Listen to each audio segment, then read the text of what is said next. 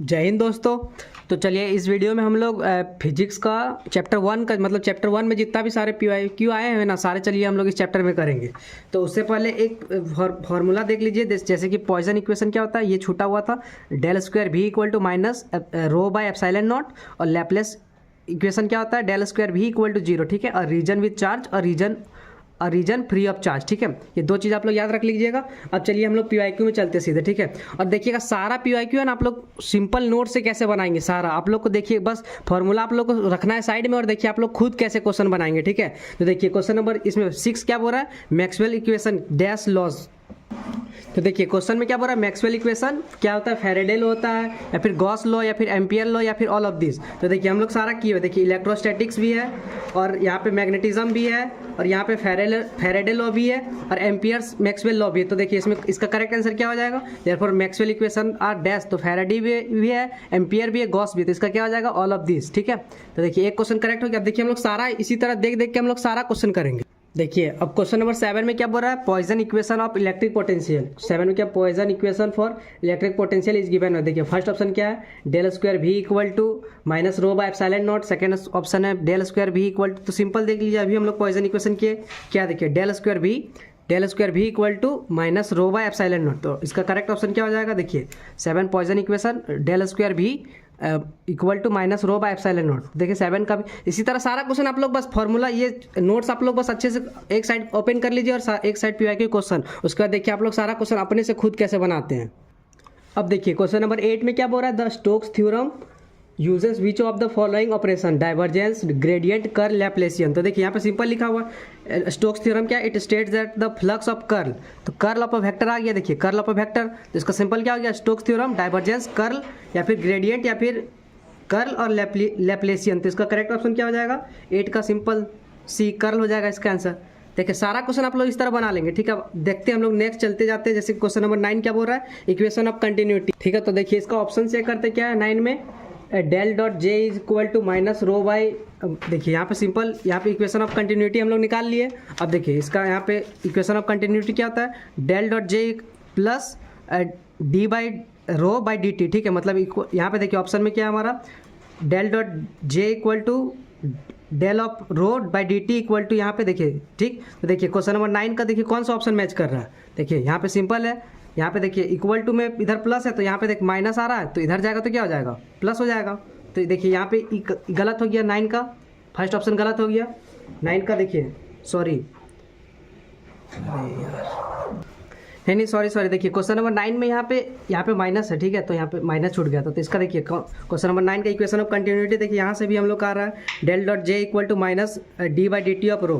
तो देखिए वही आ रहा है minus D by D T of rho. ठीक है। तो इक्वेशन ऑफ कंटिन्यूटी भी हो गया हमारा। अब 10 में क्या बोल रहा है, फैराडे लॉ क्या होता है, देखिए। तो देखिए फैराडे लॉ ऑप्शन क्या देगा, देखिए मतलब देखिए हम लोग किए मैक्सवेल थर्ड लॉ क्या फैराडे क्या है, डेल क्रॉस ई क्या है, मतलब curl of E equal to क्या है, minus D by D T of B. ठीक है। बी वेक्टर है। तो देखिए कौन सा ऑप्शन मैच कर रहा है, देखिए ए नहीं है, देखिए बी ऑप्शन मैच कर रहा है, तो इसका करेक्ट आंसर क्या हो जाएगा, बी। तो देख सकते हैं अभी हम लोग 5, अभी स्टार्टिंग का 5 क्वेश्चन किया, पाँचों सिंपल नोट से है, सारा फॉर्मूला ही है। तो आप लोग है ना सारा आप लोग को इसी तरह बस एक साइड नोट्स आप लोग एक बार अच्छा से रिवाइज कर लीजिए, उसका सारा क्वेश्चन आप लोग से बन जाएगा। देखिए तो 11 क्वेश्चन नंबर क्या बोल रहा है, Gauss theorem uses which of the following operation, gradient, curl, divergence, Laplacian. तो इसका सिंपल पढ़े थे हम लोग, गॉस डाइवर्जेंस थ्योरम ही होता है। तो गॉस डाइवर्जेंस थ्योरम तो सिंपल 11 का क्या हो जाएगा, सी। गॉस थ्योरम किस पे बेस होता है, डाइवर्जेंस थ्योरम पे। ठीक है। अब 12 क्या बोल रहा है, 12 बोल रहा है द स्टोक्स थ्योरम ट्रांसफॉर्म। तो देखिए स्टोक्स थ्योरम बोल रहा है the Stokes theorem transform, option check करते क्या है, line integral to volume, B में सरफेस इंटीग्रल टू वॉल्यूम और थर्ड में है वॉल्यूम टू लाइन, फोर्थ में लाइन टू सरफेस। तो देखिए स्टोक्स थ्योरम हम लोग किए हैं, स्टोक्स थ्योरम में क्या है, एक सांप से 2 सांप जा रहा है, तो इसका क्या हो जाएगा, सिंपल लाइन टू सरफेस। तो यहाँ पे लाइन इंटीग्रल टू, देखिए वॉल्यूम है ये गलत हो गया, सरफेस से नहीं जा रहा, लाइन टू सरफेस। तो इसका 12 का ऑप्शन क्या हो जाएगा, 12 का डी। ठीक है। Stokes theorem line integral to surface होता है। ठीक है यहाँ तक। अब चलते 13 पे। 13 क्या बोल रहा है, द फिजिकल क्वांटिटी, 13 बोल रहा है हाँ, the physical quantity that has only magnitude is called. तो 13 का क्या हो जाएगा, देखिए जिसका बस मैग्नीट्यूड है, डायरेक्शन नहीं। तो वेक्टर में डायरेक्शन होता है, केमिकल क्वांटिटी क्या है इस चैप्टर में है ही नहीं, मैग्नीट्यूड क्वांटिटी नहीं। तो सिंपल फिजिकल क्वांटिटी जिसका बस मैग्नीट्यूड है तो उसका क्या जाएगा, ओनली स्केलर क्वांटिटी, ठीक है। तो 13 का ए भी हमारा करेक्ट हो गया। तो देखिए ये पूरा कंप्लीट हो गया। अब चलते हैं नेक्स्ट क्वेश्चन पे। तो देखिए इस क्वेश्चन में क्या बोल रहा है, क्वेश्चन नंबर 21 में solenoidal condition is related to gradient of vector is 0, option B divergence of vector is 0, C curl of vector is 0, all of this. तो देखिए डाइवर्जेंस हमारा, तो डाइवर्जेंस सोलिनॉइडल कब होता है, जब डाइवर्जेंस हमारा 0 होता है। देखिए डाइवर्जेंस 0 होता है, तो डाइवर्जेंस इसमें 0 कौन सा ऑप्शन में, देखिए ऑप्शन बी करेक्ट हो जाएगा, डाइवर्जेंस ऑफ वेक्टर इज 0। तो इसका 21 का भी देख रहे हैं, सारा क्वेश्चन इसी टाइप का आएगा, ठीक है। तो देखिए कम से कम 30 में तो आप लोग को 20 से ऊपर मतलब 25 तो क्वेश्चन एटलीस्ट बन जाना चाहिए। मतलब अगर चैप्टर 1 से सोच लीजिए 10 क्वेश्चन आएगा तो 10 में एटलीस्ट 8 क्वेश्चन तो फिक्स बन ही जाएगा, अगर सही से आप लोग बस इस नोट्स को और लेक्चर 1 को फॉलो किए तो। और बस PYQ अभी हम लोग सारा कर लेते हैं। इस चैप्टर में टोटल 46 PYQ है, तो चैप्टर 1 से हम लोग 46 कर लेंगे, ठीक है। तो चलिए देखते हैं नेक्स्ट में क्या बोल रहा है। 22 में क्या बोल रहा है, ग्रेडियंट क्या है, वेक्टर है या फिर स्केलर है या फिर बोथ ए एंड बी या फिर डी नॉट। तो इसका क्या हो जाएगा, ग्रेडियंट क्या होता है आप ही लोग बताइए। तो इसका सिंपल क्या हो जाएगा, तो इसका सिंपल हो जाएगा, ग्रेडियंट क्या होता है, वेक्टर होता है, ठीक है। यहाँ तक 23 क्या बोल रहा है, divergence of any vector is, divergence of any vector is क्या हो जाएगा। देखिए डाइवर्जेंस क्या होता है, अभी हम लोग किए यहाँ पे वेक्टर होता है या स्केलर होगा या फिर बोथ ए एंड बी। तो वेक्टर डाइवर्जेंस क्या होता है हमारा, सिंपल स्केलर होता है, ठीक है। ग्रेडियंट वेक्टर होता है और डाइवर्जेंस हमारा स्केलर होता है, ठीक है। यहाँ तक देखिए फिर नेक्स्ट क्वेश्चन क्या बोल रहा है, the conservative charge of any vector A is related to. तो देखिए ये क्वेश्चन को हम लोग शायद कंजर्वेटिव चार्ज इस चैप्टर में पढ़े नहीं है, तो इसको आप लोग छोड़ सकते हैं या फिर अगर आप लोग को पता होगा तो आप लोग कमेंट में बता दीजिएगा, ठीक है। तो ये 24 हमारा छूट गया एक। अब चलते हैं 25। देखिए अब देखिए 25 में क्या बोल रहा है, Maxwell equation, second Maxwell equation क्या होता है। देखिए मैक्सवेल का इक्वेशन फर्स्ट हो गया, सेकंड हो गया, थर्ड हो गया, 4 ये डिफरेंशियल फॉर्म हो गया, इंटीग्रल फॉर्म में है। तो क्वेश्चन में देखिए हमारा कुछ दिया नहीं कि डिफरेंशियल है कि इंटीग्रल है, बट देखिए सब में इंटीग्रेशन लगा हुआ है। तो इसका देखिए फर्स्ट में क्या है, ऑप्शन में चेक करते हैं। फर्स्ट ऑप्शन में क्या है, B.dl equal to 0, second option में क्या है, B.ds इक्वल टू 0, थर्ड में क्या है, B.dv इक्वल टू 0, 4 में नॉट। तो देखिए सेकंड हमारा ये है, सेकंड में क्या है, B.ds इक्वल टू 0, यहाँ पे देख सकते हैं आप लोग मैक्सवेल का सेकंड इक्वेशन है, B.ds इक्वल टू 0। तो simple B.ds equal to 0, option B हमारा करेक्ट हो गया। देखिए सारा क्वेश्चन आप लोग बस नोट से कर पा रहे हैं कि नहीं, बस इतना देखिए। अभी देखिए क्वेश्चन नंबर 26 में क्या बोल रहा है, what is the relationship between magnetic field intensity, magnetic flux density and magnetic permeability, ठीक है। देखिए ऑप्शन क्या है, B equal to mu naught H, H equal to mu naught B, option C H equal to B by mu naught and option D none of this. देखिए आप लोग याद किए होंगे जो फोर्थ इक्वेशन हम लोग डिराइव किए थे ना मैक्सवेल 4 इक्वेशन, तो हम लोग यहाँ पे लिखे थे, देखिए क्या B by mu naught equal to H, ठीक है। तो B by mu naught equal to H। तो देखिए इसका करेक्ट क्या हो जाएगा, B इक्वल टू, मतलब इसमें ऑप्शन सी सीधा दिया H equal to B by mu naught, तो इसका यही हो जाएगा B इक्वल टू, तो simple B equal to mu naught H हो जाएगा। तो 26 का हमारा सी करेक्ट हो गया, ठीक है। अब चलिए नेक्स्ट क्वेश्चन 27 में क्या बोल रहा है। देखिए 27 में बोल रहा है, how is the electric field is related to charge carrying conductor where E is electric field, V is potential difference and L is the length of conductor L. तो देखिए भी इक्वल टू ई एल, तो आप लोग वो वाला formula याद कीजिए, जैसे कि एक होता था ना भी इक्वल टू आई आर, ये तो याद होगा 12 का, तो उसी से कर सकते हैं हम लोग। जैसे कि भी इक्वल टू भी है और आर इक्वल टू एल हो गया, आई इक्वल टू बस ई हो गया। तो इसका करेक्ट कौन सा ऑप्शन हो जाएगा, देखिए 27 का क्या हो जाएगा, सिंपल यहाँ पे E इक्वल टू भी बाई एल है, तो एल उधर चल जाएगा, तो भी इक्वल टू आई आर जैसा हो जाएगा। तो 27 का हमारे इसी तरह डी करेक्ट हो गया, ठीक है। अब देखिए 28 का क्या है, पॉइजन इक्वेशन क्या था, अभी हम लोग किए del square V equal to minus rho, नहीं del square V equal to minus rho by epsilon naught. तो देखिए अभी हम लोग किए जस्ट, तो ये होता है Poisson equation del square V equal to minus rho by epsilon naught. तो 28 भी हमारा कंप्लीट हो गया। अब 29 मैक्सवेल फर्स्ट इक्वेशन, मैक्सवेल का फर्स्ट इक्वेशन क्या था, इलेक्ट्रोस्टैटिक गॉस लॉ होता है या फिर magnetostatics Gauss law, Faraday law, Ampere's law. तो देखिए देखिए ये तो वो रेगुलर दिया, जैसे कि इलेक्ट्रोस्टैटिक्स गॉस लॉ मैक्सवेल का फर्स्ट इक्वेशन होता है। तो 29 का ये हमारा करेक्ट हो गया। देखिए मैग्नेटिक वाला बी होता है, फैराडे वाला सी होता है, एम्पियर वाला 4 होता है, ठीक है। तो फर्स्ट इक्वेशन पूछा तो इलेक्ट्रोस्टैटिक गॉस लॉ, ठीक है। अब 30 में क्या बोल रहा है, मैक्सवेल का थर्ड इक्वेशन, ठीक है। तो मैक्सवेल थर्ड इक्वेशन क्या होता है, इलेक्ट्रिक गॉस लॉ होता है या फिर मैक्सवेल गॉस लॉ होता है या फिर फैराडे लॉ होता है या फिर एम्पियर्स लॉ होता है। तो मैक्सवेल का थर्ड इक्वेशन क्या होता है, फैराडे लॉ। देखिए हम लोग अभी किए भी है, देख सकते हैं आप लोग यहाँ पे मैक्सवेल थर्ड लॉ क्या है, फैराडे लॉ ऑफ इंडक्शन। तो यहाँ पे क्या हो जाएगा, मैक्सवेल का थर्ड लॉ पूछा 30 में, तो क्या हो जाएगा, सिंपल फैराडे लॉ। यहाँ तक क्लियर है। अब आप लोग को कोई कोई साइड में ना थियोरेटिकल क्वेश्चन भी मिलेगा, ठीक है। तो वो लोग देखिए, अब चैप्टर 1 से अगर हम लोग 46 क्वेश्चन कर लेते हैं ना, तो सोच लीजिए कि 46 में ही मतलब कि आप लोग को एक आइडिया हो जाएगा, उसके बाद आप लोग को खुद पता चल जाए कि आप लोग के लिए क्या इंपॉर्टेंट है क्या नहीं, ठीक है। तो एक बार लेक्चर को देखने के बाद आप लोग फिर से नोट्स को रिवाइज कर लीजिएगा, देख सकते हैं नोट्स कितना इंपॉर्टेंट। अभी हम लोग जितना क्वेश्चन किए सब नोट्स से ही आया हुआ, ठीक है। तो देखिए क्वेश्चन में क्या बोल रहा है, the temperature at any point within or on earth surface at certain time defines. अब क्या हो जाएगा, इसका स्केलर फील्ड होगा या फिर वेक्टर फील्ड या फिर both scalar and vector field या फिर नन ऑफ दिस। तो कुछ कुछ क्वेश्चन का आप लोग को याद रखना पड़ेगा, जैसे कि देखिए टेम्परेचर एट एनी पॉइंट क्या होता है, ये स्केलर फील्ड होता है, ठीक है। तो देखिए अब चलते हैं नेक्स्ट क्वेश्चन पे। क्वेश्चन नंबर 2 क्या बोल रहा है, if there exist a vector V X Y Z at each point X Y Z of region R in space. जैसे कोई पॉइंट है मान के चलिए स्पेस में, तो उसका तो मैग्नीट्यूड भी होगा, उसका डायरेक्शन भी होगा। जैसे कि कोई पॉइंट है स्पेस में तो एक्स से भी कुछ दूरी होगा, उसका वाई से भी होगा। तो सिंपल इसका इसीलिए क्या हो जाएगा, स्केलर तो नहीं होगा, सिंपल इसीलिए इसका क्या हो जाएगा, वेक्टर फील्ड हो जाएगा, ठीक है। अब नेक्स्ट क्वेश्चन क्या बोल रहा है, स्केलर फील्ड इज डिफाइंड, कुछ दिया हुआ है, ठीक है, इक्वल टू क्या दिया हुआ, 4x cube minus Y Z square plus 7 at 0 0 0, ठीक है।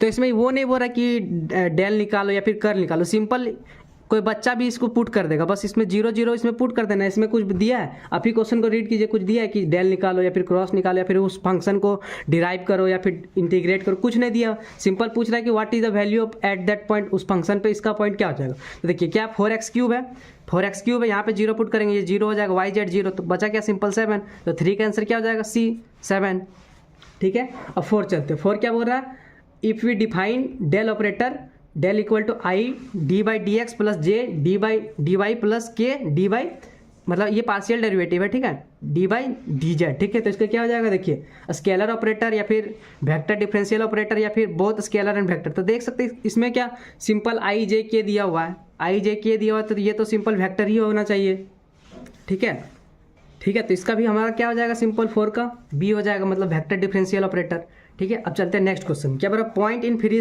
देखिए फिफ्थ में क्या बोल रहा है, a point in free space having positive divergence. Positive divergence मतलब देखते हैं अभी हम लोग क्या है, देखिए यहाँ पे हम लोग के डाइवर्जेंस ऑफ वेक्टर फील्ड है।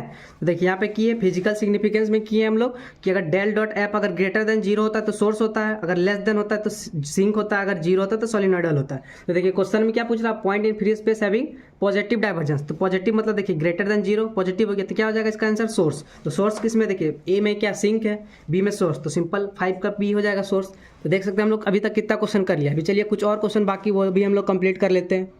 देखिए नेक्स्ट क्या बोल रहा है, question number 6, is the divergence of a vector field F vanishes everywhere that is if del dot F equal to 0 everywhere. तो देखिए यहाँ पे डाइवर्जेंस 0 हुआ, तो डाइवर्जेंस 0 मतलब क्या, सोलिनॉइडल, एक तो सोलिनॉइडल हमारा करेक्ट हो गया, इरोटेशनल नहीं होगा क्योंकि इरोटेशनल के लिए क्या होता है, कर्ल 0 होना, ये नहीं होना चाहिए।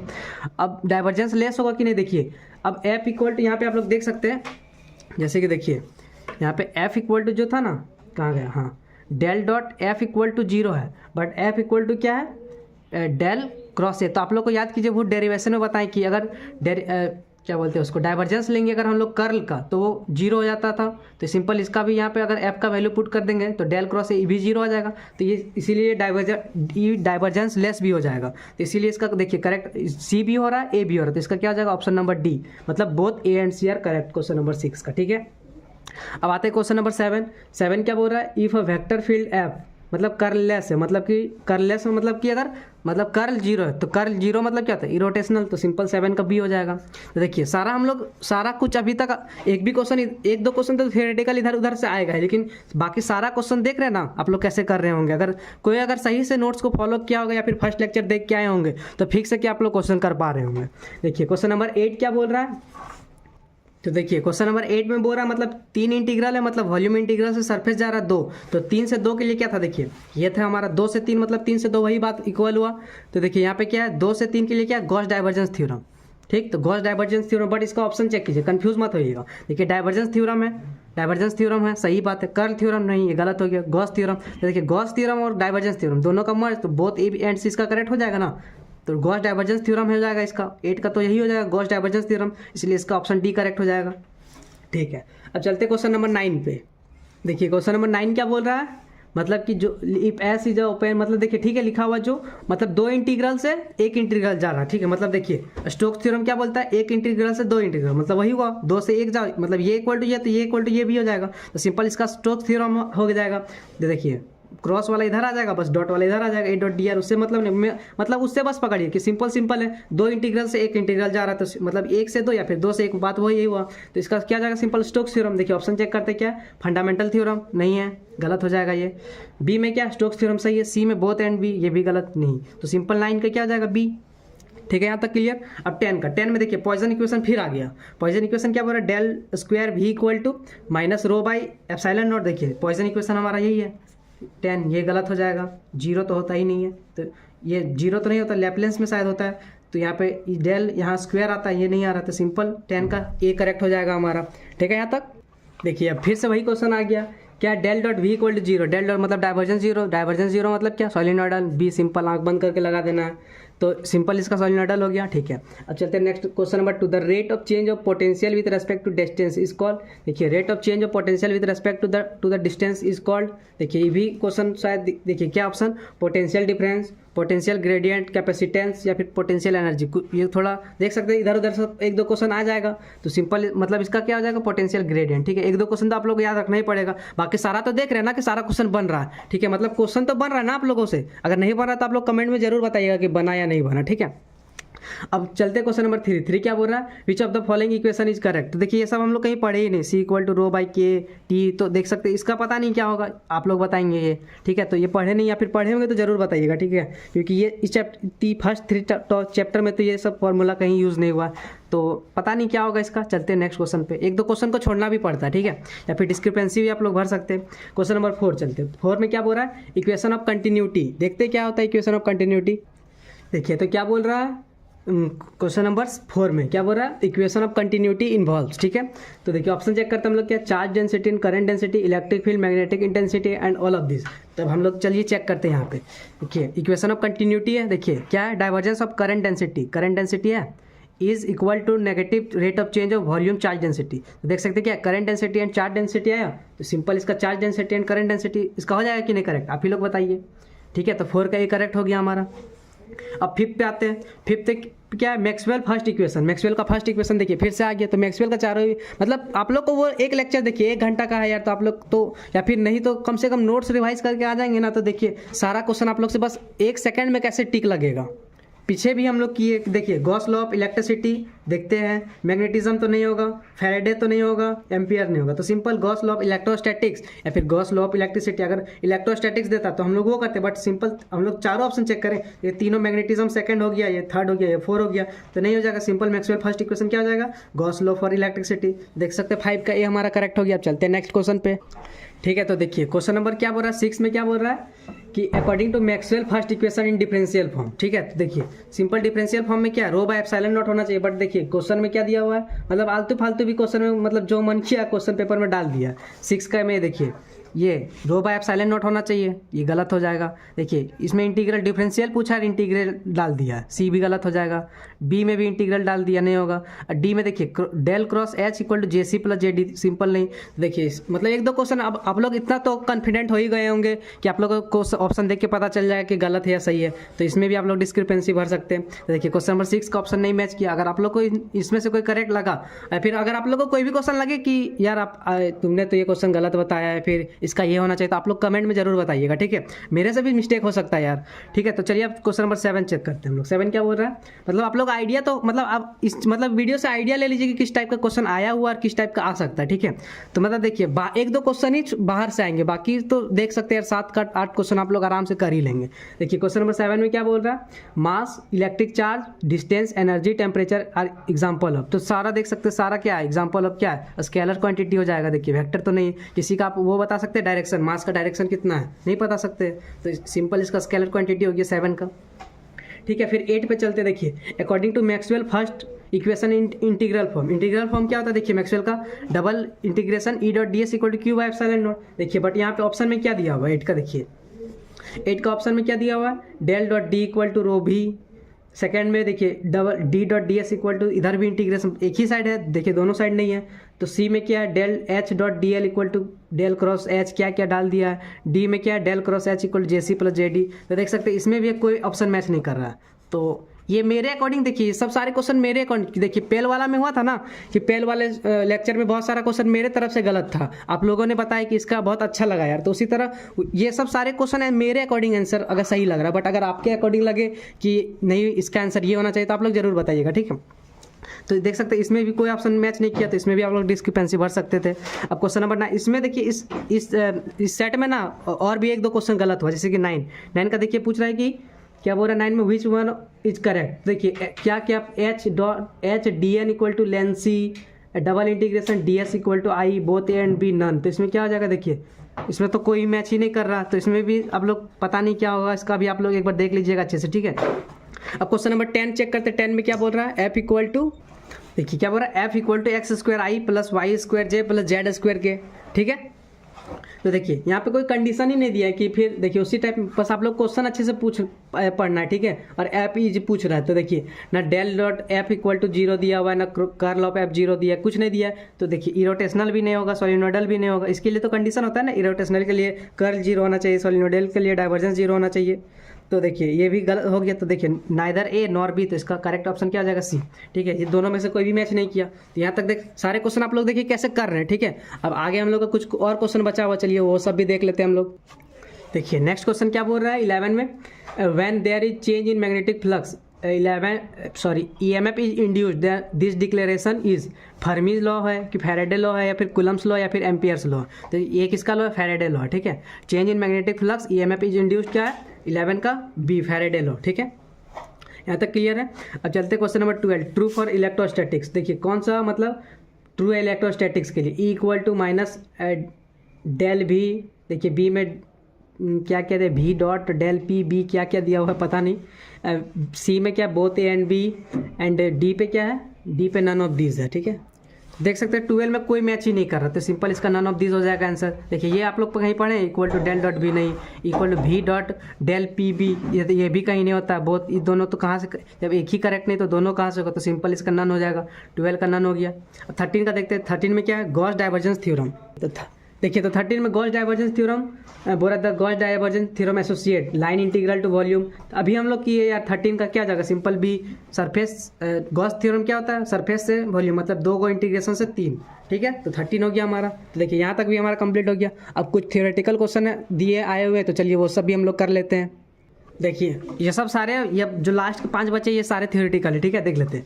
Identify the device that do not use electromagnetic energy. Option read करते हैं, television, washing machine, microwave, oven, mobile phone. तो इसका करेक्ट आंसर क्या हो जाएगा, B, that is washing machine, ठीक है। देखिए पांचों ना थियोरेटिकल क्वेश्चन, ठीक है। आप लोग याद रखिएगा, do not use electromagnetic energy क्या है, वॉशिंग मशीन, ठीक है। और अगर आप लोग को लगे फिर बता रखिए, अगर कोई भी क्वेश्चन में डाउट हो कि थोड़ा सा भी कि नहीं समझ में आया, तो नहीं समझ में आया उसका भी आप लोग कमेंट कीजिए कि ये क्वेश्चन को आप लोग ये कैसे किए, और अगर डाउट हो कि नहीं इसका आंसर ये है तो वो भी बताइएगा, ठीक है। देखिए क्वेश्चन नंबर 2 में क्या बोल रहा है, the Gaussian surface is, Gaussian surface तो इमेजिनरी सरफेस होता है, ये आप लोग 12 में भी पढ़े होंगे। ये मैं देख सकते हैं आधा ज़्यादा हमको तो लग रहा है 12 का भी क्वेश्चन मिला दिया है। 3rd में क्या बोल रहा है, in electromagnetic wave the electric field will be perpendicular to which of the following, magnetic field intensity, wave propagation. 3rd में क्या है, बोथ, मतलब both A and B, and D में क्या है, इट प्रोपागेट इंडिपेंडेंटली। तो इसका करेक्ट आंसर क्या हो जाएगा 3 का, बी, मतलब वेव प्रोपागेशन, ठीक है। 3rd में क्या है, electromagnetic wave electric field will be perpendicular to wave propagation, ठीक है। 4 में क्या है, 4 में बोल रहा है divergence of a vector is always, divergence of a vector is always scalar, divergence हमेशा स्केलर होता है, ठीक है। आप लोग अभी ये सब सारा रिपीटेड ही, मतलब कुछ कुछ क्वेश्चन तो रिपीटेड है। जैसे लेप्लेंस वाला देखिए, लेप्लेंस वाला कितना देखिए 3-4 बार क्वेश्चन मैच किया, मैक्सवेल का इक्वेशन 3-4 बार मैच किया। तो देख सकते हैं आप लोग का अब आइडिया हो जाएगा कि किस टाइप का क्वेश्चन आ रहा है, ठीक है। लास्ट क्वेश्चन देखते हैं 5th में क्या बोल रहा है, when the potential satisfy Laplace equation then it is said to be, जब पोटेंशियल लैपलेस इक्वेशन को सेटिस्फाई करते हैं तो वो क्या हो जाता है, देखिए सोलिनोइडल, लैमलर, डाइवर्जेंट, हार्मोनिक। तो क्या होता है, हार्मोनिक। फिर बोले कि कुछ क्वेश्चन आप लोग याद रखना पड़ेगा, ठीक है। देखिए अब 10 क्वेश्चन में तो यार, तो 10 का 10 तो बनाना, मतलब बना लेंगे, मतलब ऐसा तो एग्जैक्ट नहीं कि 10 में से 10 आपका नोट से ही आ जाए। मतलब देख सकते हैं अभी हम लोग कितना सारा 46 क्वेश्चन कर लिए। देख सकते हैं आप लोग सारा क्वेश्चन अभी आसानी से, बस नोट्स से, अगर नोट्स आप लोग का साइड में रहा तो आप लोग कितना आसानी से बना सकते हैं, ठीक है। तो देखिए हमारा सारा क्वेश्चन कंप्लीट हो गया। 46 क्वेश्चन हम लोग टोटल चैप्टर 1 से कर लिए। अब हम लोग चैप्टर 2 और चैप्टर 3 से भी कर लेंगे, ठीक है। तब तक आप लोग फिजिक्स में आप लोग चैप्टर 1 को अभी अच्छे से रिवाइज कर लीजिए एक बार। उसके बाद इस वीडियो को देखिए आधा घंटा का भी वीडियो नहीं बना, 30 मिनट भी नहीं लगा, जबकि बताएं अगर आप लोग अगर खुद से अगर बस आप लोग को नोट्स आता है तो देखिए आप लोग कितना आसानी से 46 क्वेश्चन अगर आराम से बना लेंगे। तो देखिए बस यही है कि एक दो क्वेश्चन डाउट होगा तो उसको लास्ट में करेंगे, जो आते जा रहा है उसको पहले करते जाएंगे। ठीक है, तो आप लोग अच्छे से अपना ध्यान रखिए और बनाते रहिए। ठीक है, मिलते हैं नेक्स्ट वीडियो में। Thank you.